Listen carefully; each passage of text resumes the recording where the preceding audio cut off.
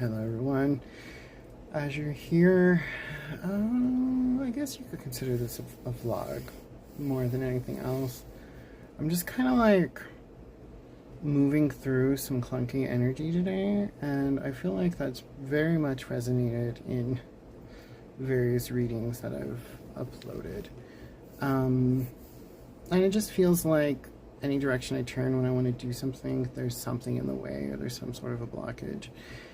And so I have experience with this happening. It happens pretty frequently. And so I guess I just wanted to give this to anybody who also has encountered this regularly. Like, if something is blocking you, you don't need to force your way through it. Just give it time. Take a step back, breathe, be patient, be loving, and just let yourself sort of be in that moment, being patient, and it'll take care of itself. And it's really interesting when it happens because I'll see the patterns all over the place, and some people will call that a bad day, and I call it just negative energy getting out of the way. Like it needs to be processed, it needs to be expressed so it can just move on. And I can get back to, my normal daily bliss and whatever else. And so when these periods of blockage or restriction or limitation happen, it's, I totally got ahead of myself in my thought, and then transformation. This is a time of transformation. So transformation is transformation and transmutation. So it's like, in going with the flow, you're allowing that energy to be expressed and move on, as I had already said, but that also allows for whatever energy that's pushing that energy forward to come forward next. So it's not just happening on its own for its own reason. It's not happening to sort of F you over, so to speak. It's happening because and this is for me, what I've noticed with my own patterns. Everyone's different. Everyone has their own sort of manifestation cycle and style, and I haven't really mapped it out because I probably would need to talk to more people to figure it out. But for me, when I'm getting a lot of clunkiness happening, it's because there's something in the works and it's coming forward, and it needs all of the negative stuff to get the heck out of the way. So it's pushing that negative stuff forward, but it's pushing it to remove it. It's removing obstacles, and that's what that blocky kind of period feels like, is a removing of obstacles. So when you find yourself coming into that sort of a position, just be patient and sort of focus on that self-care, on that self-healing, on that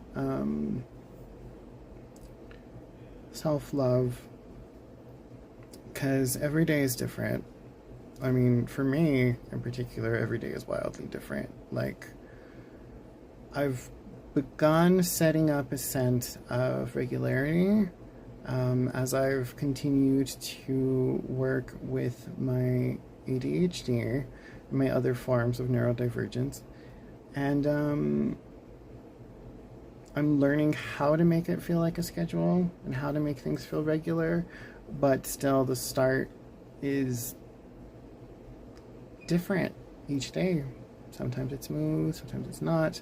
Sometimes it can start really smooth and then it gets clunky, but that's okay. It's just sort of releasing the expectation and just allowing the day to be whatever shape it's going to take. And knowing that I have the adaptability to be fluid and to go with that flow and to still get what it is that I'm looking for, and to know that even if it is disruptive, it's still something that serves me, that gives to me, So that's the way that I look at it, and that's something that's developed God, it's things I've struggled with since I was a child, really. So it's taken a lot. It's taken a lot to be able to say that. But it is what works for me. So yeah, if you're feeling similar clunkiness, a time of where the clunkiness pops up, I notice. A lot of people say Mercury retrograde when communication starts blunking. Blunking? I don't know what I was trying to say in that spot. Clunky. I was trying to say clunky. So around Mercury retrograde, the energy gets very clunky. For other people, I weirdly tend to get a lot of speed when Mercury is in retrograde, and things start to work out in very interesting but weirdly auspicious ways. And then I'll notice when it ends, because then I actually start getting the Mercury retrograde energy for a few days. And really, the way that I feel about Mercury retrograde is that, I don't know, I think it lasts like 3 months or something, or that's just a lot of time to be avoiding something. And I think that we all have different energies and makeup, so it's better to understand how you personally interact with it and map that out instead of just going by the mainstream, oh, it's bad. But that's just me. I've always been very defiant when it comes to doing the thing that everybody does. So, sorry, I'm shuffling some cards for reading, but I've noticed that we also, around an eclipse, and especially maybe about 3 days after an eclipse, I'll say like the week around an eclipse, so 4 days before, 3 days after, or 3 days before, 3 days after, there's a lot of weirdly moving energy as well. That tends to be pretty clunky, at least for me. Depending on how strong the eclipse is, sometimes I won't even be able to function. I need to like just let it get out of the system, because I don't know about anybody else, but I can feel it in the air. I remember one eclipse, and I don't keep track. I'm really bad at keeping track. But I remember one time I only knew it was an eclipse because I could feel it in the air. I could feel it, and then I looked it up, or someone had mentioned it, and I was like, that explains so much.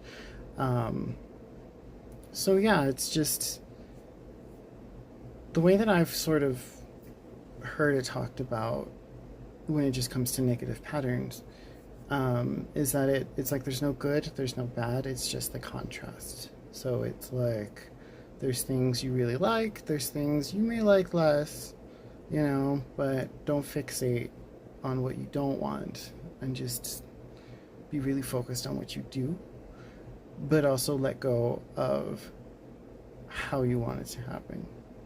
So for me, things are more complicated because I work with spirits, I work with gods, I work with magic, I like do all this crazy stuff, and fascinating stuff.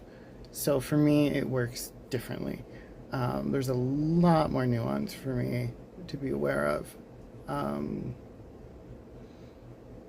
But really, it's just kind of training your brain, training your mind to appreciate and affirm the positive, you know? And so just going back to the beginning of the video, that's the best way to combat